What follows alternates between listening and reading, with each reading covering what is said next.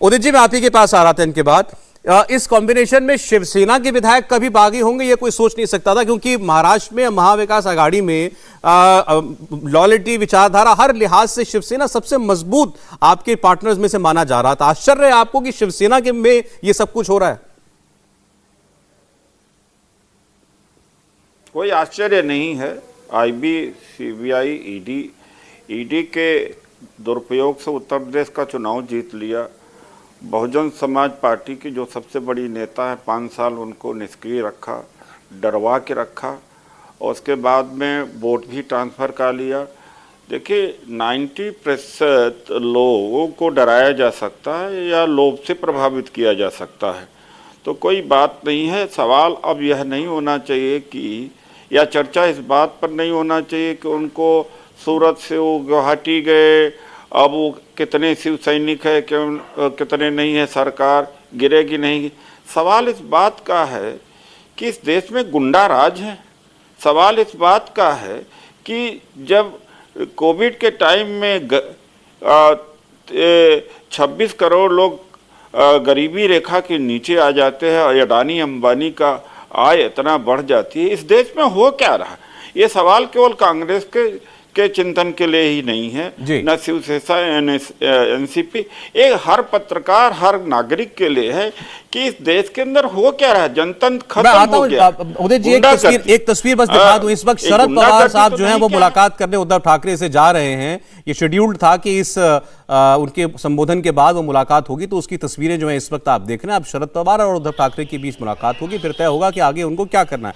उदित जी, जो बात आप कह रहे थे, आपने कहा डरा करके, एजेंसियों का इस्तेमाल करके ये सब कुछ कराया जा सकता है, देश में क्या हो रहा है। आप जो कह रहे हैं वो बात ठीक हो सकती है। जो बात एकनाथ शिंदे और विधायक कह रहे हैं, क्या वो ठीक नहीं हो सकती कि ये बेमेल गठबंधन था और हमारे ऊपर जनता का बड़ा दबाव था, हमारे वोटर का बड़ा दबाव था कि आपने कैसे हिंदुत्व की विचारधारा से इतना बड़ा घात कर दिया? मैं मान लेता हूं कि एकनाथ शिंदे जी की बात को अगर मैं दुरुस्त मानता भी हूं, तो मध्य प्रदेश में क्या हुआ था, किस तरह से विधायक गुड़गांव में आए, उसके बाद में बंगलोर में ले गए, बंगलोर में मिलने हमारे नेता गए, मिलने नहीं दिया गया। यही मणिपुर में हुआ, गोवा में हुआ, हो क्या रहा। और यही नहीं, सबसे बड़ी बात है कि यूपीए सरकार के पहले 14 के पहले 108 केसेस केवल ईडी में थे, इस समय 54 से 52 केसेस है। तो इतना मैसिव दुरुपयोग हो रहा है। जो आवाज उठाए वो जेल में डाल दो, जो आवाज उठाए उसके ऊपर ईडी का छापा मार लो, इनकम टैक्स का छापा मार लो।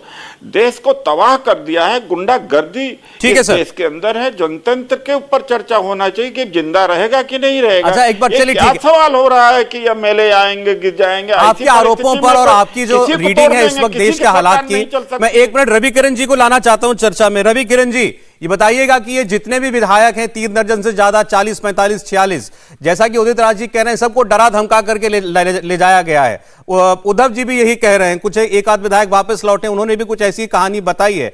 या एकनाथ शिंदे के साथ और उद्धव ठाकरे की सरकार से नाराज होकर ये लोग गए? राजनीति में हम हमेशा देखते हैं कि जहां पलड़ा भारी हो जाता है, उसके लिए उसके पक्ष में लोग बात करते हैं। आज की तारीख में चित्र इतना साफ नहीं हो रहा है। हम बातों बातों में ये कह रहे हैं कि उनके पास 40 लोग हैं, 42 लोग हैं, लेकिन राजनीति में एक विधानमंडल या पार्लियामेंट की जो बात होती है वो कागज या कानून से होती है। एक मेरे पास उनका एक पत्र है जिसमें उन्होंने एक निर्णय ले लिया है कि शिवसेना विधानमंडल दल का जो नेता है वो हमारे एकनाथ शिंदे हैं और उसके जो चीफ व्हिप है प्रतोद, तो वो है हमारे भरत गोगावले जी। तो वो जो पत्र है उस पर 34 लोगों के सिग्नेचर्स हैं, उसमें से 2 लोग निर्दलीय हैं, तो ये बन जाते हैं 32 का कोई मतलब नहीं है जब तक इनके पास 37 सिग्नेचर नहीं बनते हैं। तो 37 सिग्नेचर के बाद ही इस जो पार्टी में जो एक दरार आ गई है उसको कानून की नजरों में अधिकृत माना जाएगा और उसके बाद विधानसभा में एकनाथ शिंदे जी के नेतृत्व वाला जो गुट है उसको मान्यता मिलेगी और ये मान्यता उस 37 लोगों के बाद मिलेगी। आज की तारीख में अभी जो झगड़ा है, अभी जो खींचतान चल रही है, इस मुद्दे पर चल रही है कि 5 लोग हमको चाहिए, वो जब लोग गुवाहाटी पहुंचेंगे तो मुझे नहीं लगता कुछ समय लगेगा, और गवर्नर साहब भी कुछ समय लगाएंगे। तुरंत उद्धव ठाकरे की नेतृत्व वाली सरकार को बोल देंगे कि भाई अपना बहुमत सिद्ध करो, नहीं तो आप अपना त्याग पत्र दे दो। इस मुद्दे पे ये सारा चल रहा है। अच्छा, आप ये कह रहे हैं कि अगर अभी तक एकनाथ शिंदे ने गवर्नर को अप्रोच नहीं किया या वक्त नहीं मांगा, इसका मतलब यही है कि उनके पास 37 पूरे नहीं है। बराबर बराबर, सही है आपकी बात, बिल्कुल। नहीं तो देखिए, राजनीति में समय नहीं लगता ना, ये ऐसी चीजें तो एक सुबह एक होता है तो शाम तक सारा पल्ला इधर का उधर हो जाता है। ये रुके हैं क्योंकि इनको 5 दल अपने चाहिए, विधायक चाहिए इनके पास। ठीक है। जब तक 5 लोग आते नहीं है तब तक इनको जो एंटी डिफेक्शन लॉ है हमारा, उसमें ये उनका जो पक्ष है वो अधिकृत रूप में नहीं माना जाएगा। नहीं तो अब 7 बजे एकनाथ शिंदे जो है उद्धव ठाकरे साहब की बात का जवाब देंगे। क्या उसमें वो ये दावा करते हैं कि उनके पास इतने विधायक हैं? अभी ऐसा कुछ जगहों पर उन्होंने कहा है कि मेरे पास 46 लोगों का समर्थन है। क्या इस बात में कोई सत्यता है? क्या ऐसा कोई प्रमाण वो दे सकते हैं? क्या ऐसे दस्तखत वो दिखा सकते हैं? जो 34 दस्तखत दिखाए थे उसमें शिवसेना के विधायकों के 37 क्या दिखा सकते हैं? ये हमें 7 बजे तक के लिए इंतजार करना पड़ेगा। उमेश पाटिल जी भी हैं, काफी देर से इंतजार कर रहे हैं। उमेश जी, सबके मन में एक ही यक्ष प्रश्न है, ये महाविकास आघाड़ी की सरकार बचेगी या गिरेगी? अभी तक जो कुछ हो रहा है वो आपको क्या होता दिख रहा है? देखिए, हालात तो बिगड़े हुए तो सबको दिख रहे हैं, पूरे देश को दिख रहे हैं, महाराष्ट्र को भी दिख रहे हैं। ये अभी जो उद्धव जी का फेसबुक लाइव हुआ और जिस तरह से उन्होंने इमोशनल अपील किया है, देखिए ये नंबर गेम है। विधायक जो है अभी एकनाथ जी शिंदे साहब के पास 34 का आंकड़ा जो सिग्नेचर के बतौर आया हुआ है, ये जो एक बात अलग है, ये टेक्निकल पॉइंट ऑफ व्यू से देखा जाए तो अभी विधायक जो है एकनाथ जी शिंदे साहब के पास ज्यादा है। लेकिन ये विधायक जो चुन के आते हैं उसका बेस होता है उनकी पार्टी के शिव सैनिक, और उनको लाइक करने वाला जो मतदाता होता है वो होता है। उसकी श्रद्धा जो है शिवसेना की वो ठाकरे परिवार पे है। बाद में अगर ये चीज अगर कंक्लूजन पे आती है और उद्धव जी ठाकरे और ठाकरे परिवार पब्लिक में अगर जाके निकलता है तो बाद में दिक्कतें बढ़ सकती है। ये सब लोगों को समझना चाहिए।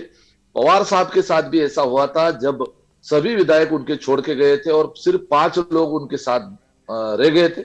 उसके बाद पवार साहब पब्लिक में गए और फिर से लगभग 55-60 के आसपास उन्होंने विधायक चुन के भी लाए। तो राजनीति में ये ऐसे नहीं, वो परिस्थिति तो पाटिल साहब तब बनेगी ना, मान लीजिए कोई अभी विधानसभा भंग हो जाती है, दोबारा चुनाव होता है, वो तो परिस्थिति तब देखी जाएगी कि उद्धव ठाकरे को जनता का कितना समर्थन मिलता है। फौरी तौर पर अभी आपका क्या मानना है? उद्धव ठाकरे का अपने विधायकों पर कोई कंट्रोल बाकी रह गया है? देखिए, ये जो है ना, जब तक वो विधायक जो है सामने नहीं आएंगे उद्धव जी ठाकरे उनके पास, तब तक ये नहीं कहा जा सकता। ये उनका अंदरूनी मामला है। हमें ऐसा लगता है कि ये परिस्थिति जो है उसको जो है ना नियंत्रण में लाने के लिए सभी तीनों दलों के जो नेता है वो कामयाब होंगे, और उद्धव जी ठाकरे जो है वो भी अपने तरह से, उनके लोग भी है वो ट्राई करते होंगे।